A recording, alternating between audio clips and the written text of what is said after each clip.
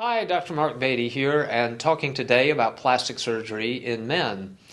We've always had men as part of our practice, particularly for things like crooked noses or unsightly noses, and we still do a lot of rhinoplasty in our male patients. But one of the things that we've noticed over the last decade is the increased interest amongst our male patients in facial rejuvenation procedures. So now we're doing quite a few more facelifts, brow repositioning procedures, and eyelid lifts for men in our practice. Additionally, we're seeing men participate more in the non-surgical side of the practice and finding the benefits of neuromodulators, fillers, regenerative medicine procedures, and skin maintenance procedures like microneedling to improve their look.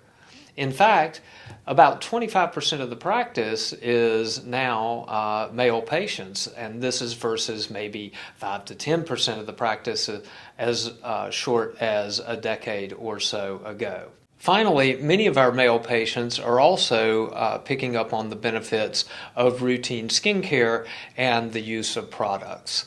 So if you're interested in finding out how you can maintain and create your best look, please give us a call at Beaty Facial Plastic Surgery, and we will discuss what the best options may be for you.